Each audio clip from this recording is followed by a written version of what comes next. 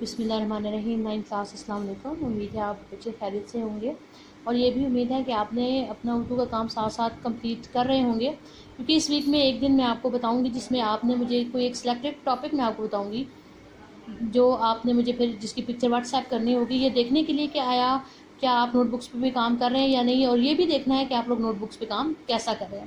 ٹھیک ہے، تو آج ہم اپنا چیپٹر پڑھیں گے کرنل محمد خان کا قدر ایاز۔ تو سب سے پہلے آپ اپنی نوٹ بک میں جب اس کا ٹائٹل پیج بناؤ گے، آپ نے مصنف کا نام لکھنا ہے، تاریخ وفات اور پیدائش لکھنی ہے، اور ان کی ایک دو کتابوں کے نام لکھنے ہیں۔ اب ہم چیپٹر کی طرف آتے ہیں۔ چیپٹر ہے جی قدر ایاز۔ میں آپ کو بیٹا اس چیپٹر کا ایک خلاصہ سا سنا دوں گی۔ ورڈز میننگ آپ کے پاس چیپٹر کے اینڈ میں لکھے ہوئے ہیں، آپ کو پتہ ہے، آپ نے وہاں سے اتار لینے ہیں۔ میں نے آپ کو پہلے بھی طریقہ بتایا تھا کہ ورڈز میننگ کے لیے آپ 3 لفظ لکھیں نا، 3 الفاظ کے معنی کے پہ لائن چھوڑ دیں، پھر 3 لکھیں، پھر لائن چھوڑ۔ اس طرح وہ دیکھنے میں بھی کام آپ کا تھوڑا خوبصورت لگتا ہے، بجائے سے کہ پوری لائن بھر کے لکھی جائے۔ اور خلاصے کو سن کر چیپٹر کو آپ نے خود ریڈ کرنا ہے، ٹھیک ہے۔ یہاں پہ میں آپ کو اس کا خلاصہ بتا دوں گی کہ اس چیپٹر میں ہے کیا۔ تو یہ دراصل کرنل صاحب کی کہانی ہے۔ وہ کہتے ہیں کہ کرنلوں کو رہائش کے لیے سی کلاس بنگلے ملتے ہیں، لیکن کہتے ہیں کہ مجھے ایک ایسا بنگلہ ملا کہ جو بہت بہترین تھا، لیکن کہتے ہیں کہ یہ جو بنگلہ انہیں ملا، بنگلہ تو بہت خوبصورت تھا، لیکن اس کی شایان شان ان کے پاس سامان نہیں تھا۔ اس کے لیے انہوں نے کیا کیا کہ جو وہاں کا کباڑیا تھا، انہوں نے اس سے رابطہ کیا اور وہاں سے فرنیچر وغیرہ لے کر اپنے گھر کو سجا لیا۔ کرنل صاحب کے ایک بیٹے تھے جن کا نام سلیم تھا، جو بھی میٹرک کے امتحان دے کر فارغ ہوئے تھے، وہ اپنے دوسرے کرنل زاد کے ساتھ، جو دوسرے کرنل کے بیٹے تھے، ان کے ساتھ شام کو بیڈمنٹن کھیلتے، دن کو اور شام کو ٹی وی کے سامنے بیٹھ جاتے۔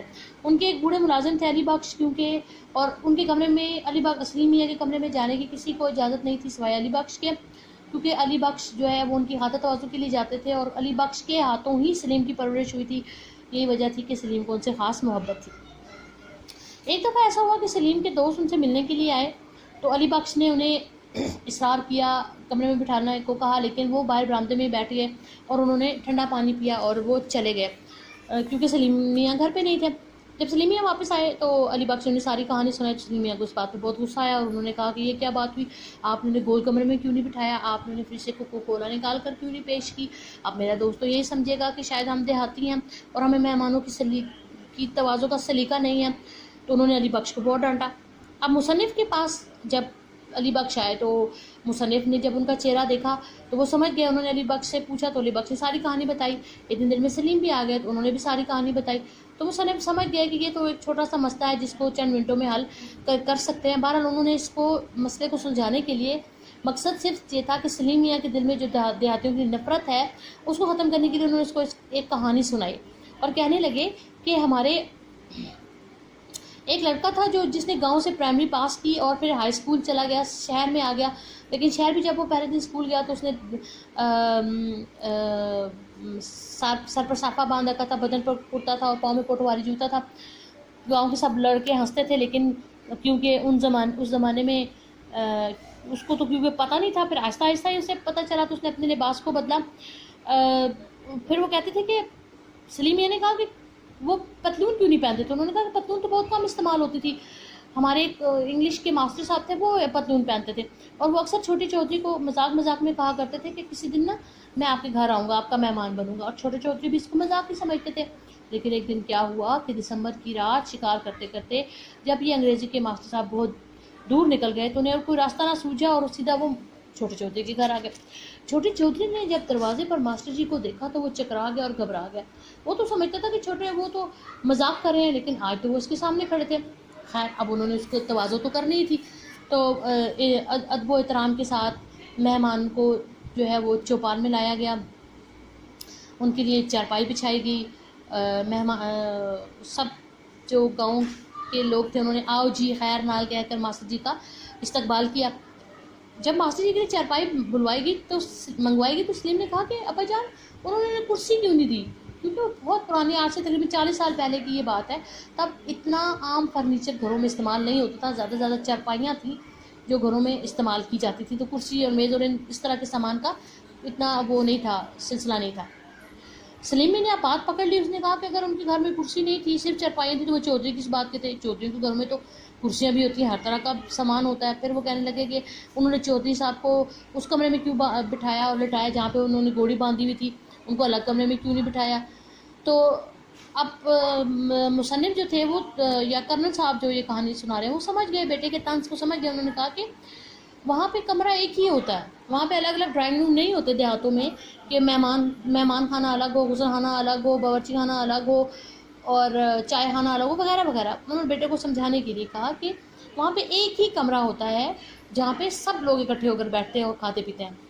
خیر پھر ماسٹر جی، ایک گاؤں کا نائی جو تھا وہ ماسٹر جی کی پاؤں دبانے لگا اور ایک جو ہے وہ ان کے لیے تازہ مکئی کے بھٹے بنوا کر لے آیا. تو سلیم نے کہا کہ یہ کیا بھٹے کیوں، مہمانوں کی توازو تو چائے وغیرہ سے کی جاتی ہے، تو بھٹے تو ہم پکنک پہ، کیونکہ سلیم یا خود پکنک پہ لے جاتے ہوں گے کھاتے ہوں گے، تو وہ اپنے حوالے سے بات کر رہے تھے. تو پھر ماسٹر جی نے بتایا کہ چائے ان دنوں جب وہ مکئی کے بھٹے جب ماسٹر جی کو پیش کیے گئے تو ماسٹر جی نے چائے کی فرمائش کی. اب سب لوگ اس بات پہ پریشان ہو گئے. سلیم میاں کہنے لگے کہ وہ اس بات پہ پریشان ہوں گے کہ چائے کیسے بنائیں. ماسٹر جی نے کہا نہیں، مسئلہ یہ تھا چائے کیسے پیش کریں. تو ماسٹر جی نے کہا مسئلہ یہ تھا کہ چائے نہیں تھی. یہ اس زمانے کی بات ہے کہ جب چائے کو صرف حکیم اپنے گھروں میں دوا کے طور پر اپنے دوا خانوں میں استعمال کرتے تھے اور کسی کو بنانی بھی نہیں آتی تھی. خیر دوڑ دھوپ کی گئی کیونکہ مہمان تھے، ان کی توازو بھی کرنی تھی، تو کسی نہ کسی طریقے سے چائے تو حاصل کر لی گئی اور پھر چائے بنائی بھی گئی. لیکن کیا ہوا کہ ماسٹر جی نے ایک دو گھونٹ بھرے اور جو ہے اس کو رکھ دیے. شاید انہیں چائے اتنی پسند نہیں آئی کیونکہ وہ لوگ لسی بنانے میں تو ماسٹر تھے لیکن چائے بنانی انہیں نہیں آتی تھی. خیر جی، اس کے بعد ماسٹر جی کے لیے رات کے لیے مرغ کا سالن بنایا گیا اور ان کی اچھی خاطر توازو کی گئی. ان کے لیے بستر لگوایا گیا اور ریشمی رضائی دی گئی انہیں، اس پہ جھالر والا تکیہ دیا گیا. خیر صبح ہوتے ہی انہوں نے رات آرام سے گزار دی. صبح ہوتے ہی مسلم نے کہا صبح ہوتی ہی تو ماسٹر جی وہاں سے بھاگ نکلے ہوں گے. تو اس کے والد نے اسے بتایا نہیں، وہ تو وہیں رہے. پھر انہیں کھیتوں کی سیر کرائی گئی اور انہیں غسل کیا. انہوں نے کہا غسل بھی انہوں نے بیٹھک میں کیا ہوگا. تو سلیم کے والد نے کہا کہ نہیں، مسجد میں. سلیم کو اس بات پہ غصہ آیا کیونکہ پرانے زمانوں میں تو مسجد کی طرف بھی رجوع کیا جاتا تھا. غسل وغیرہ گھروں میں غسل خانے اتنے زیادہ نہیں تھے، یہ کافی سالوں پہلے کی بات ہو رہی ہے. تو انہیں مسلمیہ کو یہ بات بھی بری لگی اور کہنے لگے کہ خدایا اللہ کا شکر ہے کہ آپ جو ہے اللہ اس دیہاتی زندگی سے بچائے. یہاں پہ تو جس کا نہ سارا نہ پیر ہے. اچھا ہوا کہ آپ فوج میں آگے، ورنہ ہم بھی چھوٹے چودھری کی طرح مویشیوں کے سانس ہوتے ہیں، مسجد میں نہاتے ہیں. تو اس کے بعد میں کہا کہ چھوٹا چودھری جو تھا وہ اپنے نظام سے ناخوش نہیں تھا، وہ بہت خوش تھا. اس نے ناشتہ کیا اور پھر وہ چلا گیا. اب سلیم نے کہا کیا انہوں نے کارن فلیکس کھلائے جیسے وہ ماڈرن ناشتہ کرتا تھا؟ انہوں نے کہا نہیں، جو کچھ اس کے پاس غریب کے پاس تھا، جو اس کی حیثیت تھی، انہوں نے اس کو کھلایا اور ماسٹر جی رخصت ہو گئے. اس کے بعد کیا ہوا؟ کہتے ہیں کہ چھوٹے چودھری کو تو شرم تو بہت آئی ہوگی. اگلے دن وہ اسکول گیا ہوگا تو کہتے ہیں شرم کس بات کی، اس نے تو مہمان کی اپنی طرف سے اچھی توازو کی. کہنے لگے تو پھر چھوٹے چودھری نے کیا کیا، اسکول جانا چھوڑ دیا؟ کہتے نہیں، وہ خود اسکول بھی جاتا رہا، پھر اس نے میٹرک بھی پاس کیا، پھر وہ کالج بھی گیا. تو سلیم نے اپنے والد سے پوچھا کہ جب وہ کالج گیا تو اس نے اپنے اخراجات کیسے پورے کیے؟ اس کے پاس اتنے پیسے نہیں تھے. تو کرنل صاحب نے بتایا کہ اس نے اپنی زمین بیچ دی کیونکہ اس نے تعلیم تو مکمل کرنی تھی، تو بس جیسا بھی تھا وہ گزارا کرتا رہا. سلیم نے پوچھا کیا وہ صرف گزارا ہی کرتا رہا یا کچھ بن بھی گیا، کچھ پڑھ بھی گیا؟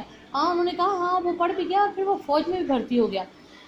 سلیم نے پوچھا بھجن پھر تو آپ اسے جانتے ہوں گے، کہیں وہ آپ کے ماتحت تو کام نہیں کرتا؟ والد صاحب نے کہا ماتحت تو کام نہیں کرتا لیکن میں اسے جانتا ضرور ہوں. سلیم نے کہا کہ آپ اسے کسی دن لے کے آئے، میں اسے ملوں گا.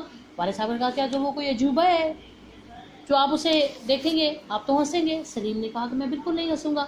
تو اس کے ابو نے کیا کیا، کرنل صاحب نے کیا کیا، اپنے دونوں بازو کھول دیے اور کہا کہ آؤ ملو چھوٹے چودھری سے. یعنی یہ کرنل صاحب نے اپنی کہانی اپنے بیٹے کو سنائی اور سلیم نے جب اپنے بازو کے باپ کے پھیلے ہوئے بازوؤں کو دیکھا تو وہ حیران رہ گیا. یہ کہانی اس کے فادر نے اس کو اپنی سنائی تھی اور اس کہانی کو سن کر اس کی آنکھوں میں دیہاتیوں کے لیے محبت پیدا ہو گئی، پیار پیدا ہو گیا. دیہاتیوں کے لیے اس کے دل میں جو نفرت تھی وہ دور ہو گئی کیونکہ وہ دیہاتیوں کو صحیح نہیں سمجھتا تھا، اچھا نہیں سمجھتا تھا، گنوار سمجھتا تھا، جاہل سمجھتا تھا. لیکن جب اس کے ابو نے اس کو اپنی ہی کہانی سنائی تو اس سے اس کی سوچ بدل گئی. تو 9th کلاس یہ تھا آج کا ہمارا قدر ایاز جو میں نے آپ کو پڑھ کر سنایا. بیٹا آپ لوگوں نے ایک دفعہ اس کی ریڈنگ ضرور کر لینی ہے اور پھر بھی اگر آپ کو کوئی چیز سمجھ نہیں آتی تو آپ اس کے لیے ضرور مجھ سے رابطہ کریں، ٹھیک ہے؟